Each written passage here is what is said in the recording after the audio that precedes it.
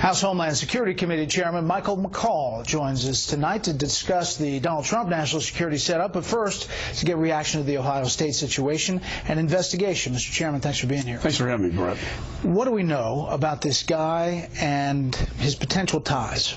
We know he's born in Somalia, immigrated to Pakistan from Pakistan in 2014, came into the United States. We also know that there's secondary screening by Customs and Border Patrol coming out of Pakistan into the United States.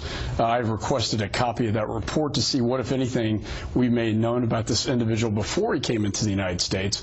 But here again, we have another case of an individual coming from a high-threat, hot terror spot area into the United States, radicalizing and then attempting to kill people. I mean, the FBI is saying now he's likely self-radicalized. However, officials can't get to calling it terrorism. We've seen this before. Why? We've seen this movie time and time again. They are very reluctant to call it what it is. It's radical Islamist terror. We know that he was inspired by Anwar al-Awlaki, the same cleric that inspired, Nidal Hassan, the Fort Hood bomber, the Rouhani, the New York bomber, Chattanooga, San Bernardino, all linked to Anwar al-Awlaki. In addition, we know that the Sheikh Adnani, the ISIS spokesman, who was killed by a drone strike, set forth in 2014 what the new terror agenda is going to be, and that is to attack the non-believer, the kuffar, he calls it, in their backyard. So this is a new terror threat that's evolving, and that is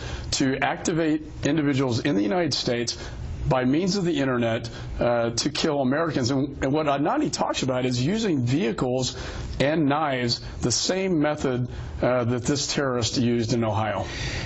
There is a frustration here, and clearly the election, Donald Trump tapped into that, about the concern about radical Islam in the election. He did tweet today that this person should not have been allowed into the country, should not have been here as a refugee. How would you prevent this guy from being here?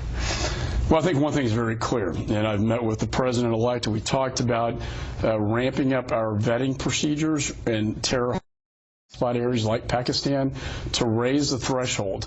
I have a bill in the Congress to provide that an ICE investigation take place over there before they come into the country, and that we also use things like social media. We saw the San Bernardino plot unfold with a black widow who had things on social media, yet we didn't know about that. No employer would hire somebody without looking at their Facebook and social media, and the federal government is just now doing this and not doing it very well.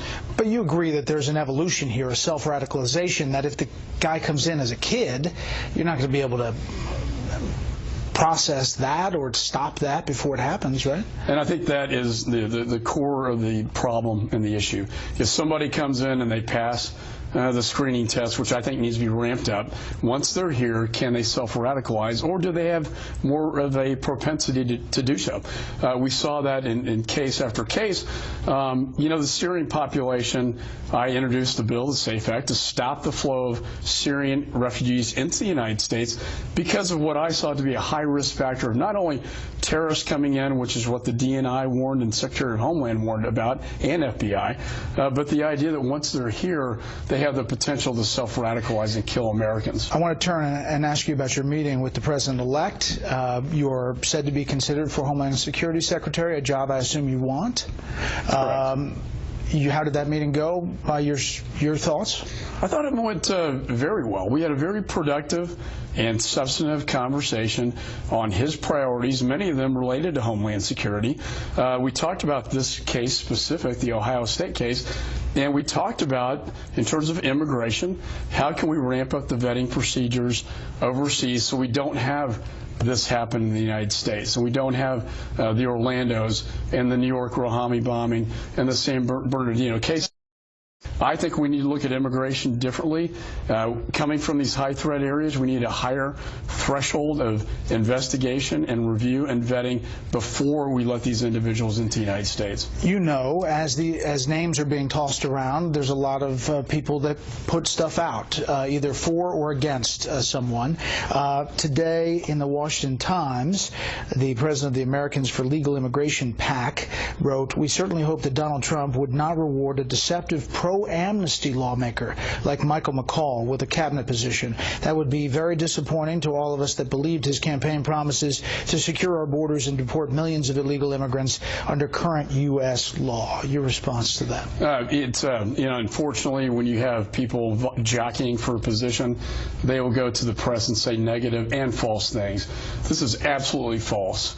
I've never supported that idea. In fact, I've been consistently the biggest advocate on the Hill to secure the border. And I talked to Mr. Trump about how we can secure the border once and for all and building the wall. Countless times I've stood up to defend the United States against terror coming in and terrorist pathways.